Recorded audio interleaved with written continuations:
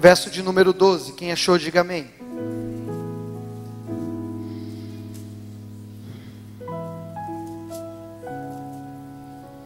Primeira João, capítulo 2, verso de número 12. Acharam? Você que está sem Bíblia, fica aí do lado de alguém que tem uma Bíblia para você acompanhar o texto.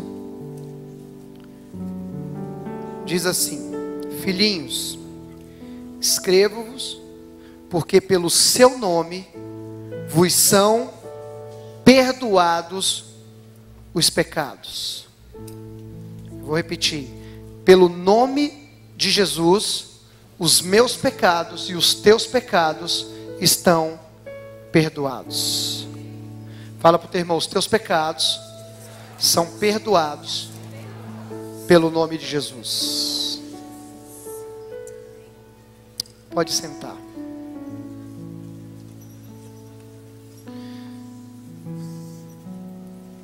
A palavra declara lá em Oséias capítulo 4, verso de número 6, que o povo estava sendo destruído porque lhe faltava conhecimento.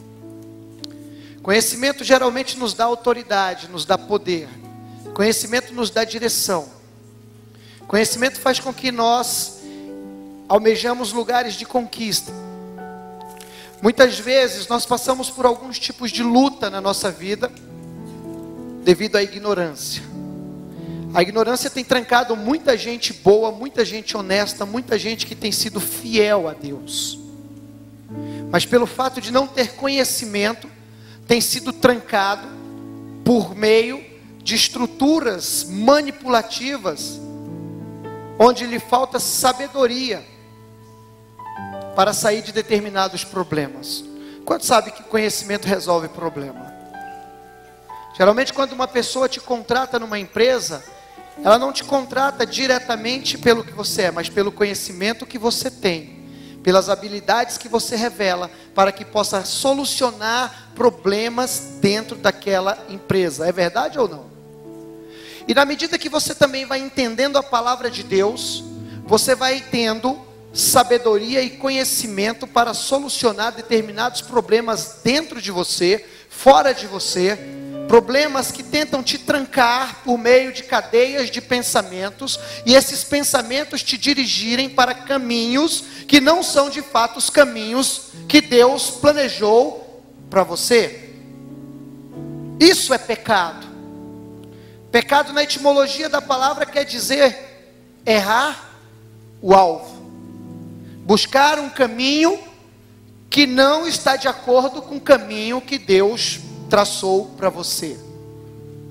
Quando nós buscamos uma outra rota, nós certamente entraremos em um lugar de sobrevivência e não de vida abundante. Como diz lá em João 10:10, eu vim para que tenham vida e vida em abundância. Se lhe fizer uma pergunta: você tem vivido em abundância? Existem áreas que talvez você até tenha provado de uma abundância, mas a tua saúde tem gozado de uma abundância, de uma plenitude. As tuas finanças têm gozado de uma abundância. O teu relacionamento com Deus tem gozado de uma abundância. Você tem vivido abundância em todas as áreas da sua vida, ou você tem sobrevivido? Porque diz a palavra que Ele veio para nos dar vida, e vida com abundância. O diabo veio senão para matar, para roubar e para destruir. Mas o teu Senhor veio para te dar vida, e vida com abundância. Fala para o teu irmão: existe vida com abundância para você. E geralmente quando nós vamos almejando, quando nós vamos alcançando o entendimento da palavra de Deus, nós começamos a experimentar a abundância da palavra, a abundância que Cristo conquistou para nós. Eu costumo dizer, e pelo que eu vejo nessa palavra, tudo que Jesus tinha que fazer por mim, Ele já fez. Tudo que Deus tinha que fazer por mim, Ele já fez. Agora, Deus não vai mais fazer nada por mim, Deus vai fazer comigo. Amém? Deus não vai fazer mais nada por você, Deus vai fazer com você. E para isso você precisa de entender a sua palavra.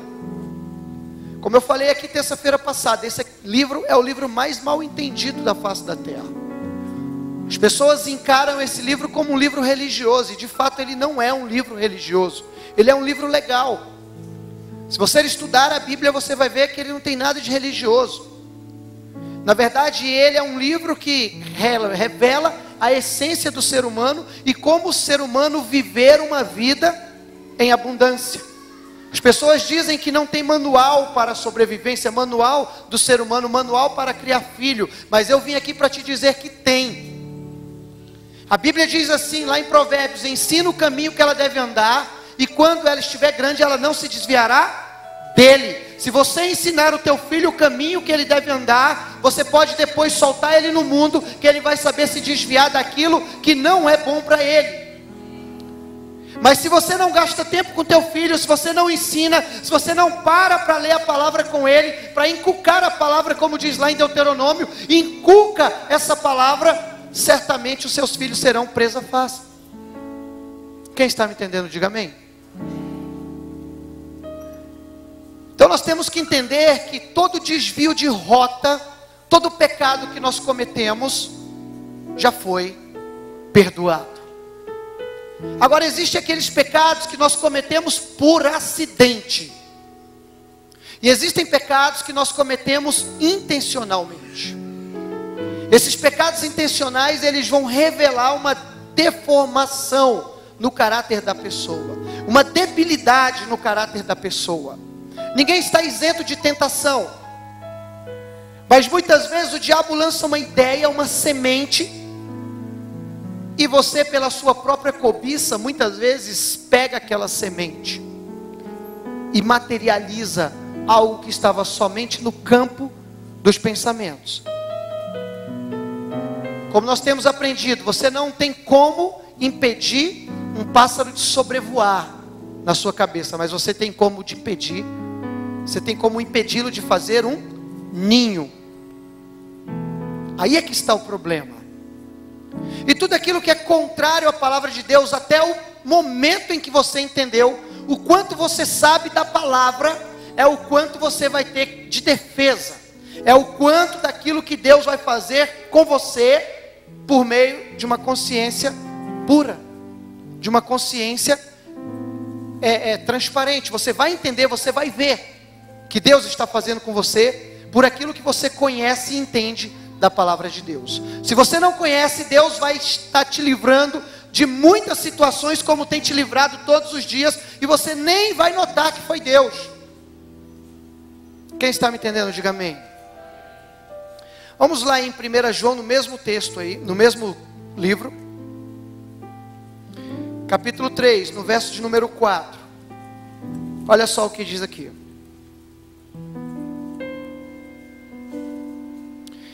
4 e 5.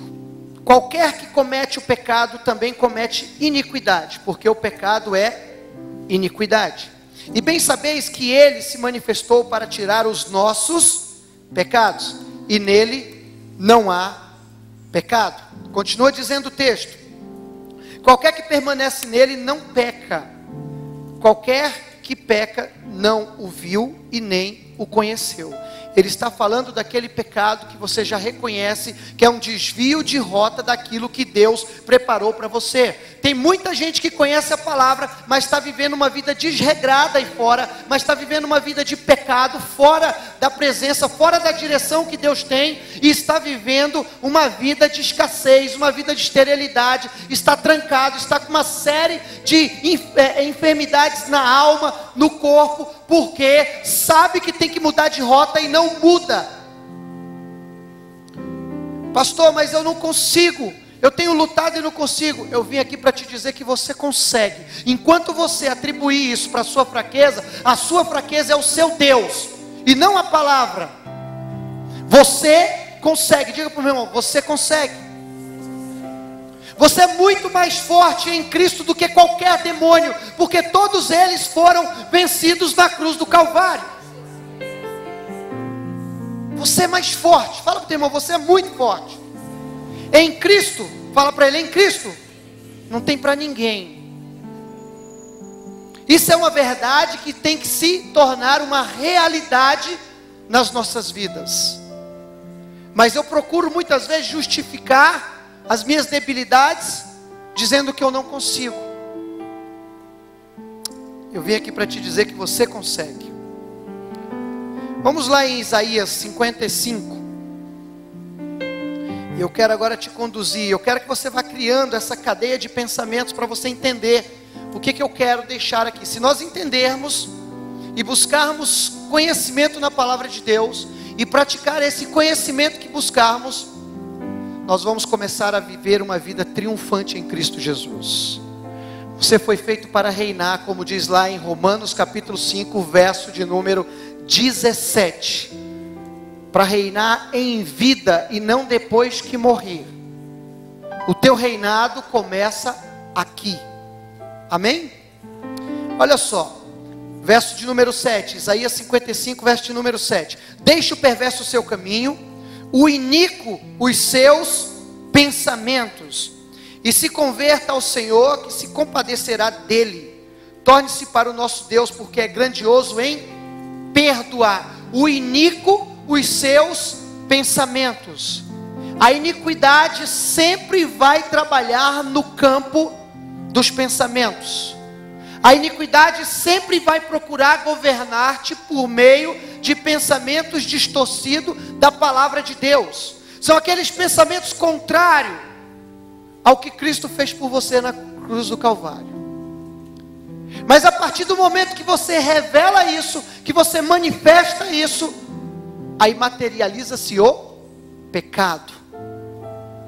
Entenda uma coisa. A antiga aliança, eles trabalhavam debaixo do regime de lei.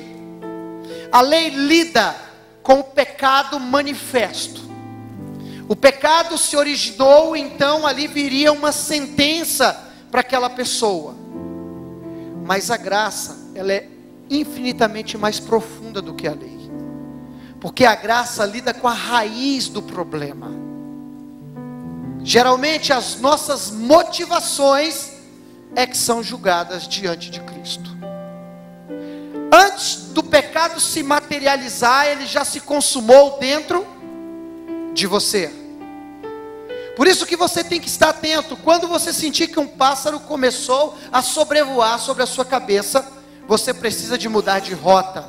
Você precisa de tomar uma atitude. Porque se você não tomar, alguém vai tomar por você. E Deus colocou o comando em suas mãos. Deus está no controle, mas Ele te deu o comando. Deus não vai, eu vou voltar a dizer para você, Deus não vai fazer nada mais para você. Ele vai fazer com você. Marcos capítulo 16 diz que e cooperava com eles todos os dias o Senhor.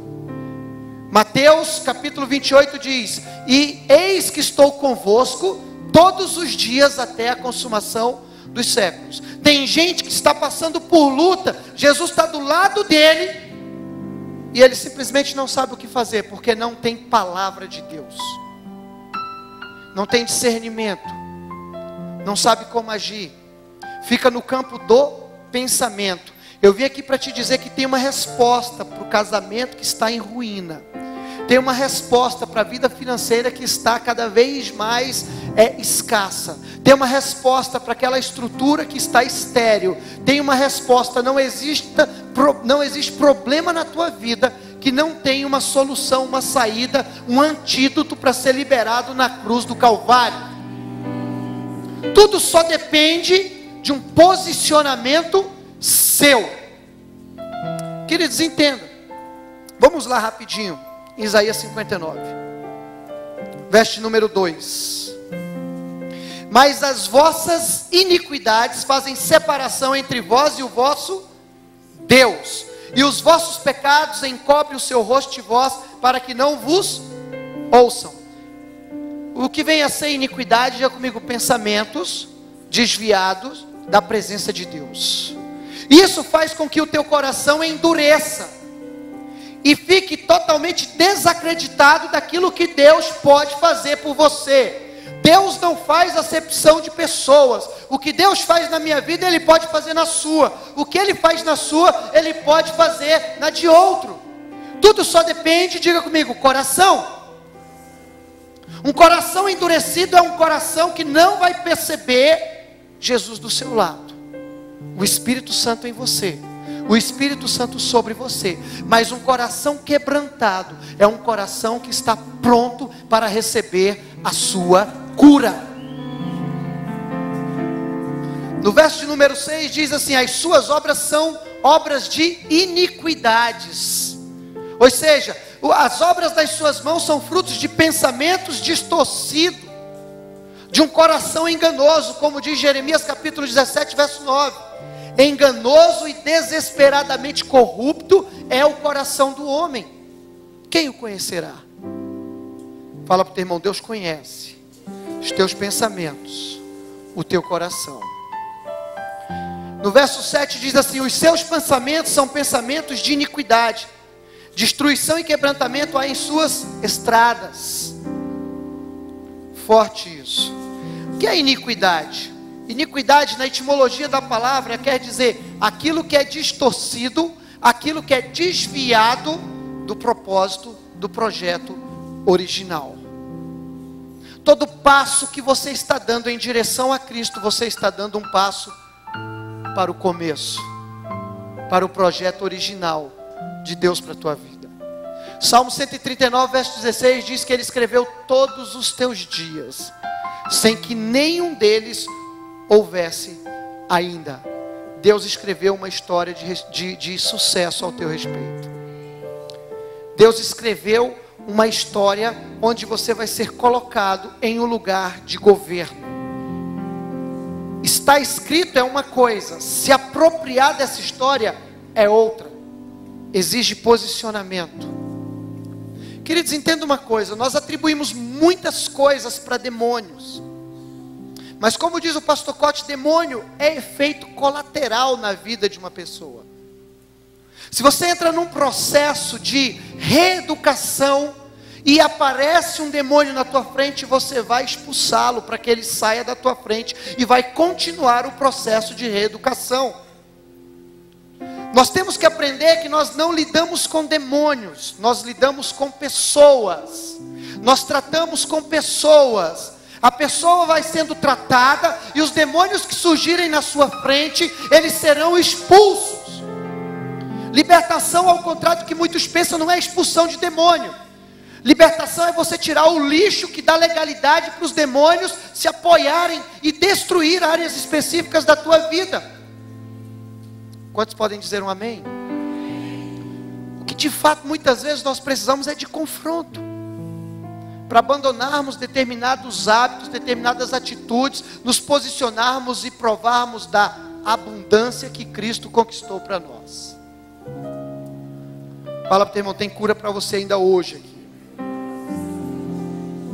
A iniquidade muitas vezes embute também outros conceitos, pecados não confessados. Isso dá uma base para que Satanás governe os teus pensamentos por conta daquele pecado, daquele desvio, daquele erro. Então ele trabalha em trevas no teu interior, porque aquele pecado não foi exposto, não veio para a luz, para que trouxesse uma solução e resolvesse o problema. Pecados também não resolvidos devidamente, corretamente, vão produzir também uma área de jurisdição para o inimigo. Efésios 4, 27 diz assim: não deis lugar ao diabo. A palavra lugar ali é a palavra topos, que vem de topografia. Não dê uma área geográfica, não dê uma área de jurisdição, de governo para o diabo trabalhar. E tem muita gente, a fim de obter lucro fácil, a fim de obter recompensa fácil, a fim de conquistar as coisas mais rápido, tem negociado os princípios, tem negociado a ética, tem negociado os valores. Então ela desfruta por um tempo, mas vai chegar uma hora que a conta vai ser cobrada. Não tem jeito. É melhor você pagar o preço do que pagar o prejuízo. Quantos querem pagar o preço aqui? Então fala para o teu irmão: posicione-se hoje. Muitas vezes não precisa ninguém falar para você o que você tem que abandonar, você sabe. Você sabe onde você está quebrando. Sabe por quê? Porque diz lá em Hebreus capítulo 10, que Deus escreveu os 10 mandamentos no coração do homem. Está impregnado na consciência do homem. Agora, quando nós vamos estudando a palavra, nós vamos estudando detalhes, para poder afinar o nosso relacionamento com aquele que nos criou, com aquele que nos resgatou do império das trevas para o reino do Filho do amor de Deus. A iniquidade, ela vem a fim de distorcer, a fim de atacar o seu comportamento, distorcer o seu comportamento do original, fazer com que você seja mais parecido como filho do diabo, por meio da mentira, por meio do adultério, por meio do pecado, por meio de uma série de estrutura, onde você quebra o decálogo, onde você quebra os 10 mandamentos, enquanto que os mandamentos vêm para te trazer vida, enquanto a iniquidade te coloca numa rota de morte, a santidade te coloca na colisão com a vida. A vida que você procura, a saúde que você procura, está escondida atrás dos mandamentos da palavra de Deus. Quem está me entendendo, diga amém. Tudo que você procura, existe um mandamento, onde você pode encontrar uma chave de entendimento, que destranca uma maneira de pensar, e te coloca em liberdade. Você é liberto pela mudança de pensamento. O fato de você descobrir uma verdade, não quer dizer que ela já faz parte da sua vida. Fale para o teu irmão, você precisa de fixar essa verdade, até que ela substitua aquela mentira, que está no lugar de uma verdade dentro de você. Somente por meio da fixação é que nós vamos alcançar essa plenitude de vida. Vai lá em João 1,16.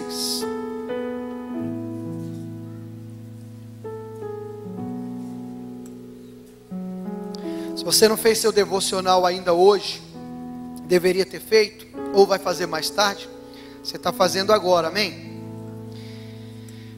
João 1,16 diz assim: e todos nós recebemos também da sua plenitude.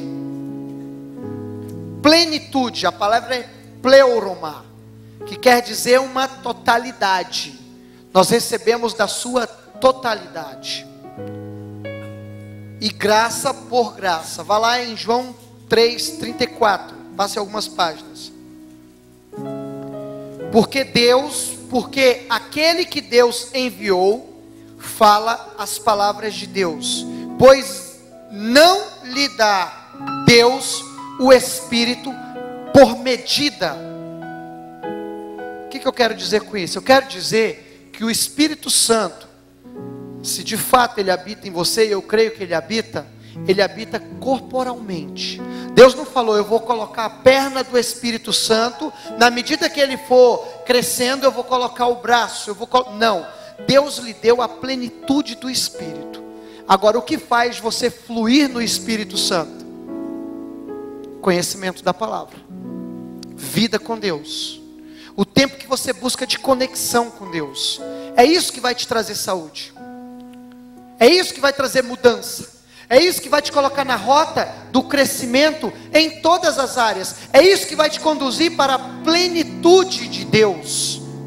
Deus tem plenitude para você, Deus tem plenitude para aquela área que está estéril na tua vida. Você precisa regá-la com a palavra de Deus. A iniquidade, ela tem como finalidade impedir que essa plenitude se manifeste na minha vida e eu me torne um modelo de casamento, um modelo de vida financeira, um modelo de relacionamento com Deus, um modelo de ministério, um modelo de profissão. Ela tem como finalidade impedir com que eu me transforme na imagem e semelhança do nosso Deus. Mas eu vim aqui para te dizer que ela não tem poder para fazer isso na tua vida, que nos últimos dias Deus vai derramar uma unção tão grande sobre a sua igreja, que a igreja vai andar no poder, no fluir do Espírito, ao ponto de nenhuma das obras do diabo ter poder sobre as nossas vidas. Você precisa de crer nisso. Corre lá em Apocalipse 12, 17. Apocalipse 12, verso de número 17. Diz assim: e o dragão irou-se contra a mulher, e foi fazer guerra ao remanescente da sua semente, os que guardam os mandamentos de Deus e têm o testemunho de Jesus Cristo. Quem é o dragão? É o diabo. Quem é a mulher nesse contexto? A igreja. Quem é o remanescente? Olha para o teu irmão e fala: você. Agora, você tem guardado os mandamentos? Você tem guardado o testemunho de Jesus? É isso que vai te proteger, é isso que vai te guardar, é isso que vai te colocar num lugar seguro. Não é a tua posição social, não é a tua conta bancária, não são os teus relacionamentos, não, é o testemunho de Jesus e os mandamentos da palavra de Deus que te protege dos inimigos invisíveis. Aplauda ele é digno de toda a honra. Afinal de contas, ele fez isso para mim e para você. No mesmo capítulo, vai no verso 10. Uma grande voz no céu que dizia: agora é chegada a salvação e a força e o reino do nosso Deus e o poder do seu Cristo, porque já o acusador de nossos irmãos é derrubado, o qual diante do nosso Deus os acusava de dia e de noite. Pelo que eu entendo nesse texto, é como se o diabo não tivesse mais acesso de nos acusar diante de Deus. Então onde ele vai nos acusar agora? Na nossa consciência, na nossa mente. Aquele erro que você fez, que você cometeu, e que você não tem conhecimento da palavra de Deus, ele vai pegar aquele erro e vai começar a falar: viu? Você não é digno da salvação. Viu? Você não é digno desta bênção, porque olha só o teu comportamento, olha só o que você anda fazendo. Como pode Deus abençoar uma pessoa pecadora como você? Você não é digno disso. Olha o que você fez com ele, olha o que você fez com ela. Olha só, tudo que você toca morre, tudo que você toca não prospera. Será que só eu ouvi essas vozes? Quem anda ouvindo esse tipo de voz aqui ainda? Interessante isso. Acusação. Quando nós aceitamos a acusação, então nós trancamos as nossas habilidades, então nós inibimos o nosso potencial, então nós deixamos de investir no nosso potencial. A acusação tem poder de nos trancafiar e nos levar para um canto, nos enclausurar, ao ponto de nos colocar em um quadro depressivo. 1 João 3, 20 ao 22, vamos lá rapidinho, já estou quase terminando essa introdução. Brincadeira. 1 João 3, 20 e 22. Quando você procura aí, fala para o teu irmão: livre-se de toda acusação do diabo. Olha só, sabendo que se o nosso coração nos condena, maior é Deus do que o nosso coração, e conhece todas as coisas. Amados, se o nosso coração não nos condena, temos confiança para com Deus, e qualquer coisa que lhe pedirmos, dele a receberemos, porque guardamos os seus mandamentos e fazemos o que é agradável à sua vista. Tem muita gente que está andando por meio da condenação da sua própria consciência. Eu vim aqui para te dizer nessa noite que Deus é maior do que a sua consciência. Eu vim aqui para te dizer que nenhuma condenação há para aqueles que estão em Cristo Jesus, que andam segundo o Espírito Santo. Não há acusação sobre você. Agora, a falta de entendimento, a falta de conhecimento da palavra faz com que você se condene. E se você se condena, o que acontece? Você não tem confiança em Deus, porque você se acha alguém que não merece da parte de Deus. Diga para o teu irmão: você não merece pelos teus méritos, mas por aquilo que Cristo fez por você. Você não é justificado por obras, Você é justificado pelo sacrifício realizado na cruz do Calvário. Que é o texto que nós vamos dizer aqui agora. Olha lá, 1 João 4,10. Nisto está o amor. Não em que nós tenhamos amado a Deus, mas em que Ele nos amou a nós e enviou o seu Filho para propiciação pelos nossos pecados. Deus enviou o seu Filho para que pudesse oferecer um sacrifício perfeito, a fim de que quando eu pecasse, a ira que estava vindo em minha direção pudesse ser aplacada pelo sacrifício de Jesus. Pastor, mas como é isso? Então é fácil, posso mergulhar no pecado? O que você acha? Claro que não. Mas muitas vezes acontece acidentalmente pecado nas nossas vidas. Muitas vezes nós entramos em quadros terríveis. Diz a palavra que Deus sabe de todas as coisas. Não foi isso que lemos? No capítulo 3. Então, se o teu coração está te acusando, está te condenando, eu não posso te julgar. Quando Jesus fala assim, não julgueis para não ser julgado. Sabe como que eu entendo isso? Da seguinte forma, Jesus está dizendo assim, se você soubesse a história que tem por trás desse ato, você não julgaria. Porque muitas vezes nós julgamos as pessoas e entramos no mesmo peso para aquelas pessoas. Nós sempre seremos provados naquilo que julgamos, naquilo que pregamos e naquilo que criticamos.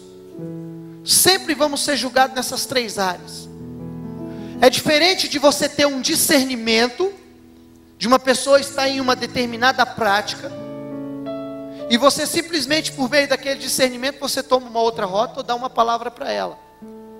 Mas quando você julga, você está definindo uma sentença, você está dando um nome para aquela pessoa. Ele mentiu, ele é um mentiroso. Talvez até seja, mas a Bíblia diz que nós não fomos chamados para julgar.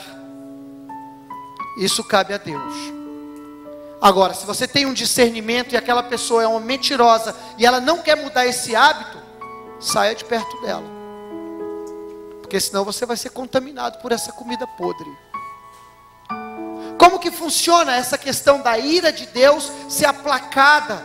Muitas vezes eu vou ter que cumprir os princípios da cruz, e aí eu vou encontrando vida para aquelas áreas que estão estéreis na minha vida. Que princípios são esses? A confissão de pecados é um dos princípios. Muitas vezes eu tenho que confessar algo que eu fiz, para tirar uma área de jurisdição, um lugar que eu dei para o inimigo na minha vida. Muitas vezes eu vou ter que exercer o perdão, eu vou ter que ir atrás de alguém para pedir perdão ou para perdoar, porque senão eu também vou ficar com uma área na minha vida que vai me colocar dentro de um jugo de enfermidade. Muitas vezes eu vou ter que exercer a humilhação, vou ter que sair da minha posição, do que conquistei, do que tenho, para poder exercer um princípio da cruz. Muitas vezes eu vou ter que exercer a restituição, vou ter que restituir a imagem de uma pessoa, algo que lhe foi tirado por causa de uma atitude minha. Eu vou ter que fazer isso.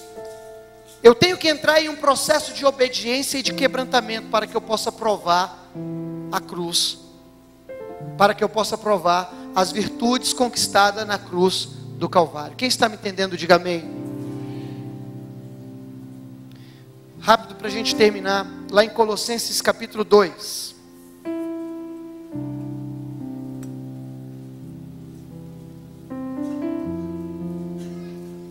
Nenhuma condenação há sobre você, amém?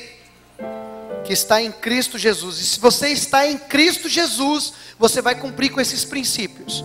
E se você cumprir com esses princípios, quando o acusador vier para cima de você, você tem autoridade para falar e para mandar ele bater em retirada. Colossenses 2,14. Havendo riscado a cédula que era contra nós, nas suas ordenanças, a qual de alguma maneira nos era contrária, e atirou do meio de nós, cravando-a na cruz, e despojando os principados e potestades, os expôs publicamente, e deles triunfou em si mesmo. toda acusação, todo nome que o diabo tem tentado dar para você, que é contrário à palavra de Deus, essa acusação já está encravada na cruz do Calvário. Toda mentira que o diabo tem lançado sobre a tua vida, essa mentira já está encravada na cruz do Calvário. Agora, você é que vai definir, uma vez entendendo isso, se você quer permanecer num caminho que vai te levar para a morte, ou num caminho que vai te levar para a vida. Entenda, o pecado te conduz a uma rota que vai te colocar em um campo estéril, em um campo de improdutividade. A santidade te coloca em colisão, em um território que vai fazer com que por meio de você gere ordem, gere multiplicação e abundância da parte de Deus. Escolha, está em tuas mãos. Pastor, dá trabalho demais, dá trabalho mesmo. Você reeducar, o problema nosso não é demônio, o problema nosso é a reeducação da nossa mentalidade. O problema nosso é nos submeter ao processo ao ponto de ser transformado o nosso interior para que provemos da qualidade da vida de Deus, o Zoe e a Iones. Vamos lá em Apocalipse capítulo 14, verso de número 12.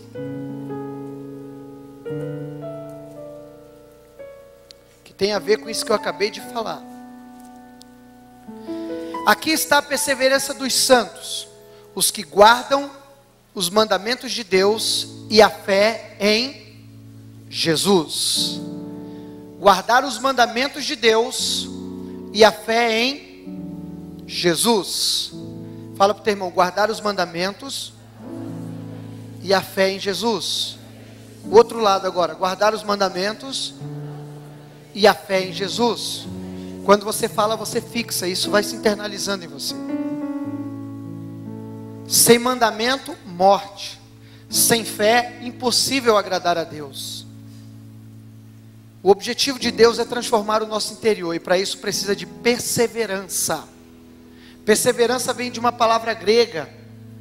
Tem duas palavras para perseverança, o pomoné e a outra é macrotúmia, que quer dizer estar debaixo de uma carga sendo comprimido, mas que não desiste dela, porque está de olho na recompensa.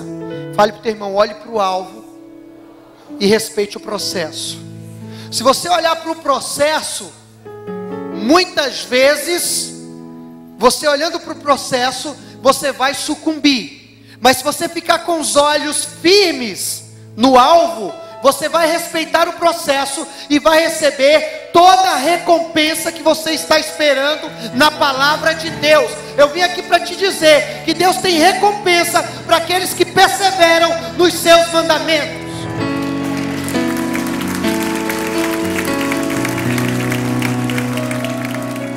É evidente que existe uma recompensa. A finalidade da promessa de Deus, que já tem o sim e o amém, segundo 2 Coríntios capítulo 1, verso de número 20, a promessa tem como finalidade injetar em nós um combustível para que passemos por todo o processo e alcancemos o alvo. Quando nós recebemos a promessa de modo legítimo, ninguém pode nos tirar da terra que nós chegamos. Quando nós queimamos etapas durante o processo, quando nós chegamos na terra, os inimigos da terra nos empurram de lá e nos tiram de lá. Por isso que tem pessoas que recebem algumas promessas da parte de Deus, mas não conseguem manter as promessas em suas mãos. Você conhece pessoas assim? Por quê? Porque elas queimaram etapa, e quando chegaram lá, não respeitaram o processo. O seu interior não foi trabalhado o suficiente para enfrentar os inimigos que tem na terra e desapropriá-lo de lá. Deus tem uma terra para você. Não queime etapa. Deus tem uma terra que mana leite e mana mel para você. E você sabe qual é a melhor notícia? é que Ele já fez tudo o que Ele tinha que fazer para que você se apropriasse dessa terra. O que faltam para as pessoas que estão na igreja hoje é a conexão com o Espírito Santo. Essa conexão só vai ser desenvolvida através de oração, através do jejum, através da palavra de Deus. E se você fizer tudo isso, mas não colocar a palavra de Deus em prática, a conexão vai perder o efeito. Daqui a pouco teu coração está endurecido novamente, e você não vai conseguir se apropriar do que Ele conquistou para você. O que diz? Isaías 1,19: se quiserdes e me ouvirdes, comereis o melhor desta terra. Deus tem o melhor da terra para você, filho de Deus. O melhor da terra não é para os ímpios, o melhor da terra é para os filhos de Deus. Mas muitos de nós temos sido pisados pelos homens, porque perdemos o sabor. A falta de posicionamento faz com que você perca o sabor. A negociação dos princípios e dos valores faz com que o sabor saia da sua vida. A grande verdade é que a igreja é tempero para o mundo. Deus não destruiu o mundo ainda, porque a igreja não foi tirada ainda da terra. Pode ter certeza disso. Vamos lá no texto para nós terminarmos aqui esses 7 textos. Você tem que aprender a Bíblia, sim ou não? Você não anda com a tua legislação, como é que você vai poder se defender de inimigos invisíveis? Você não vence o diabo com a razão, entenda. Ele te vence fácil. Você vence o diabo com a palavra de Deus. O diabo é um excelente psicanalista. Ele formou todos esses psicólogos aí, não cristãos aí. Ele dá aula nas faculdades, tudo, universidade, tudo. Me perdoe os psicólogos, mas é porque tem muita filosofia que é cheia de palha. Então a gente tenta trabalhar sempre com a razão para vencer o diabo. Impossível, ele vai te vencer, vai te derrubar, vai fazer, te colocar num cenário, vai armar para você, e você vai simplesmente ficar engodado por ele. Mas quando você tem a palavra de Deus, ele não pode ir contra a palavra de Deus. Jesus venceu o diabo no deserto, por 3 vezes ele disse: está escrito. Se você quer vencer o diabo, você precisa do está escrito.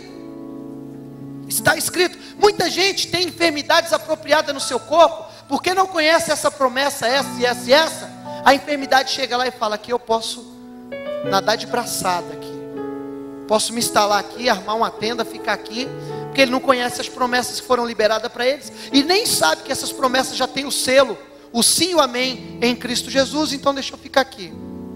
Mas eu vim aqui para abrir os teus olhos para isso. Isaías 33, verso 24.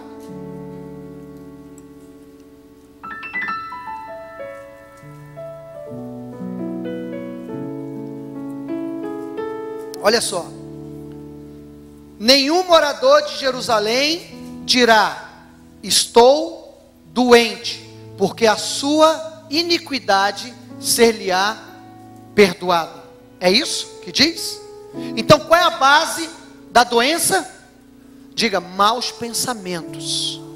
Me conduz a um estresse, faz com que eu fique enclausurado emocionalmente.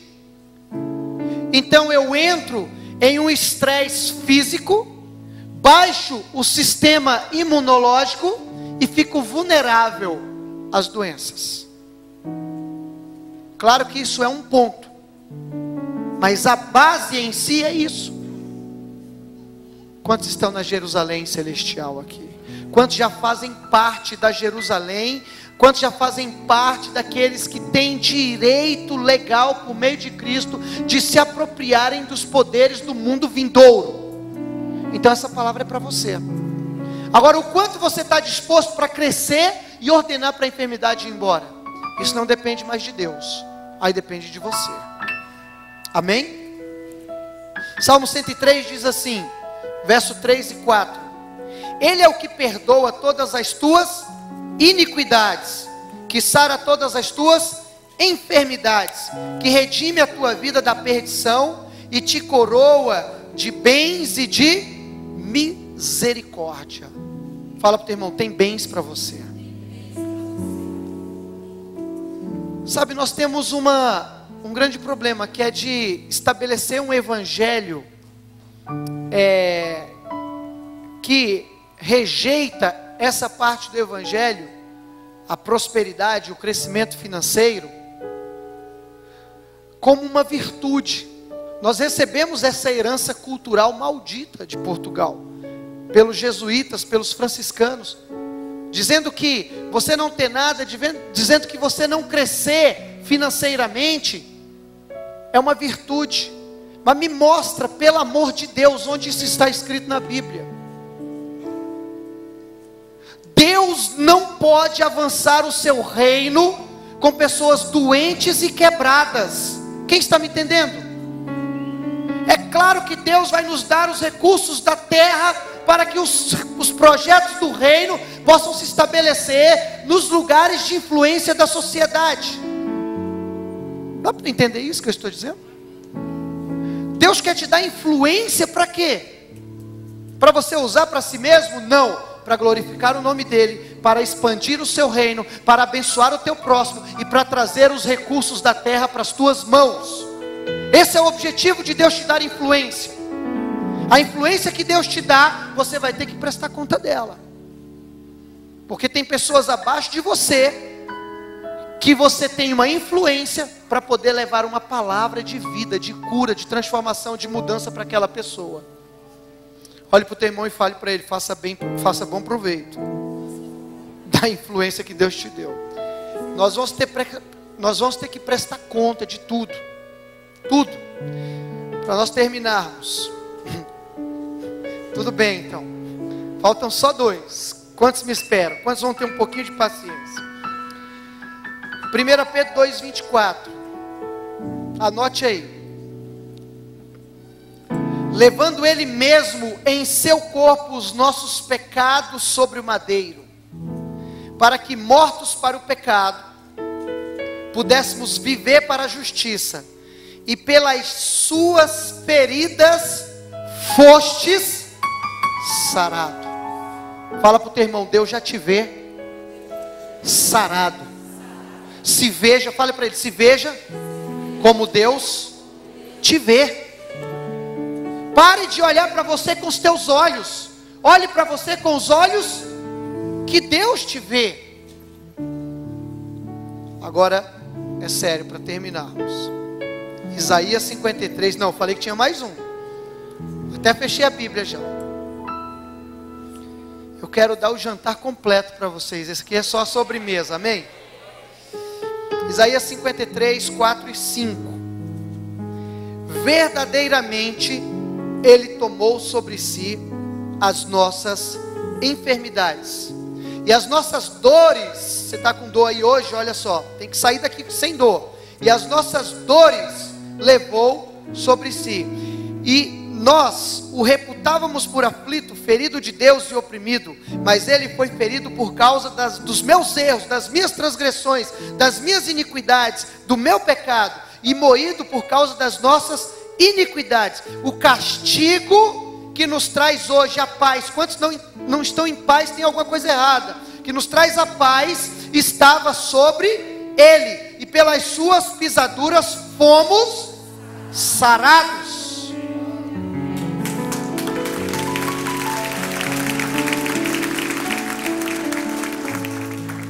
Por que eu trouxe essa série de textos hoje? Para ativar a fé que está dentro de você.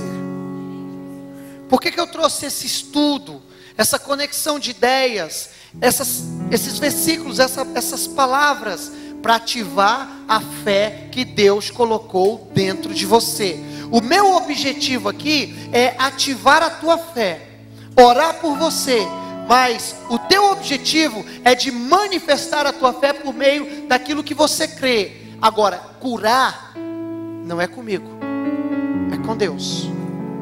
E pelo que nós lemos aqui, Deus já te vê curado, Deus já te vê próspero, Deus já vê teu casamento restaurado, Deus já te vê numa posição de influência, Deus já te vê pronto. Hebreus 4,4 diz que Ele terminou as suas obras no 7º dia, todas as suas obras foram concluídas. Fala para o teu irmão, já está tudo pronto. Marche, caminhe, persevere, não retroceda. Aquele que retrocede, aquele que lança a mão do arado não é digno do reino de Deus. Agora tem um evangelho por aí que diz assim: vem para Jesus que acabaram os teus problemas. Tem um evangelho que diz por aí: vem para Jesus que tudo está resolvido. Ei, não é esse evangelho que está na Bíblia não. Às vezes no início é justamente o contrário. Quando você vem para Cristo, aí é que começa a batalha. Por isso que você tem que buscar entendimento. Por isso você tem que buscar uma conexão com a fonte. Você veio de Deus e você precisa estar ligado em Deus para poder voltar para Deus. Amém, queridos? Feche os teus olhos. É possível que ainda tenha alguma enfermidade aí. Eu peço a Deus hoje que Ele gere fé em você, para que você saia daqui curado, para que você saia daqui transformado, para que você saia daqui mudado. Existe um Jesus neste lugar que é vivo, que é real.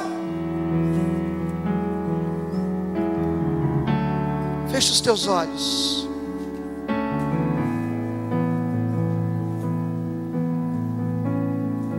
Fique de pé.